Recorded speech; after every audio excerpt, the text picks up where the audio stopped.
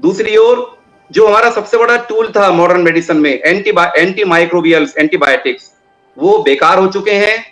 पूरे वर्ल्ड का एक सबसे बड़ा विषय है आज की तारीख में, ये WHO भी कह रहा है और UN भी कह रहा है कि antibiotic resistance is our biggest global health threat. इसका हमारे पास कोई सॉल्यूशन आज की तारीख में नहीं है। वैक्सीन को लेके हम बहुत ऑप्टिमिस्टिक हैं, लेकिन बहुत लिमिटेड यूज है वैक्सीन का। अगर आप देखेंगे तो असंख्य जर्म्स हैं, इन्यूमरेबल, कितनी वैक्सीन बनाएंगे, और फिर उनके सबके अलग स्ट्रेन्स हैं, म्यूटेशन हो जाता है, कितनी बार वैक्सीन लगाएंगे, कितने लोगों को लगाएंगे।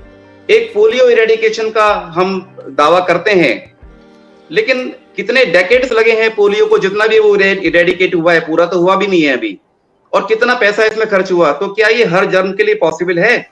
ये रास्ता ठीक नहीं है। हमें एक जनरल इम्यूनिटी चाहिए। तीसरी बात, जो ये नॉन कम्युनिकेबल डिजीज हैं, आज आप देखेंगे कि हर घर में रोग है, ब्लड प्रेशर हो, कोलेस्ट्रॉल हो, डायबिटीज के मामले में हम वर्ल्ड की कैपिटल बनने वाले हैं। और एक नया फिनोमिनन क्या, और हर आदमी दवाई खा रहा है। 30-40 के बाद सब हम पूरे जीवन केमिकल खाते रहते हैं। एक गोली ब्लड प्रेशर की, एक कोलेस्ट्रॉल की, एक खून पतला करने की, एक डायबिटीज की, और हो गई स्वास्थ्य की रक्षा। हम इस डायरेक्शन पे चल रहे हैं। और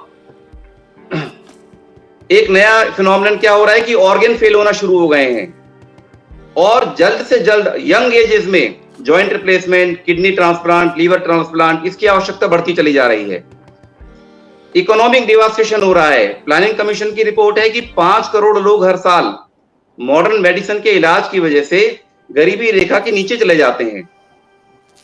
और on the top of it ये बात सामने आ चुकी है कि मॉडर्न मेडिसिन जो खुद है, उसकी दवाइयां हैं, वो बड़े बिगेस्ट किलर है इस समय।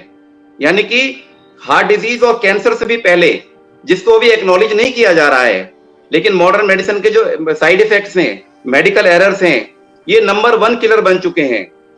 तो इन सब बातों को देखते हुए हमें सोचना है कि हम किधर जा रहे हैं। हम स्वास्थ्य की ओर जा रहे हैं या बर्बादी की ओर जा रहे हैं? तो हुआ क्या है कि जैसे जैसे फिजिक्स और केमिस्ट्री का विकास हुआ, मॉडर्न मेडिसिन के हाथ एक बात ये लग गई कि हमें पता चल गया कि बॉडी में क्या हो रहा है, बायोलॉजिकल प्रोसेस पता चल गए, लेकिन हमें ये नहीं पता चला कि डिजीज आखिर हो क्यों रही है। तो इन सब बातों से हमारा एक फायदा ये हुआ कि हमें इंस्टेंट रिजल्ट मिलने लगे कुछ मॉडर्न मेडिसिन की दवाइयों के, तो उससे हमें इमरजेंसी में फायदा हुआ। बस इतना यूज है, इतनी साइंस है मॉडर्न मेडिसिन, केवल और केवल लाइफ सेविंग इमरजेंसी सिचुएशंस के अंदर।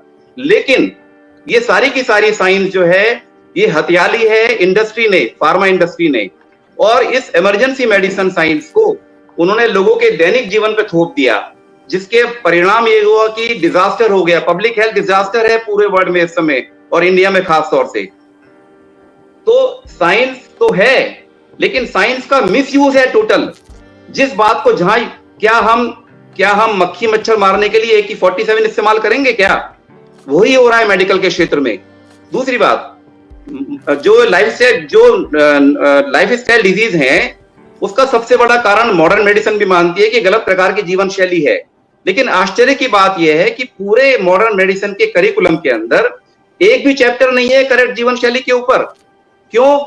क्योंकि हम चाहते ही नहीं गलत जीवन शैली को ठीक करना। हमारा उद्देश्य, हमारे से मतलब मॉडर्न मेडिसिन जिनके हाथों में है फार्मा कंपनी के, उनकी स्वास्थ्य से दुश्मनी है। उनको लाइफस्टाइल नहीं चाहिए, उनको केवल नए मॉलिक्यूल चाहिए, नई दवाइयां चाहिए। तो बहुत बड़ा संकट है। मेरी अपनी राय में जो सॉल्यूशन है वो ये है कि नॉर्मल रूटीन लाइफ में Ayurveda should be the primary pathy है ना। आयुर्वेद के अलावा होम्योपैथी वंडरफुल साइंस।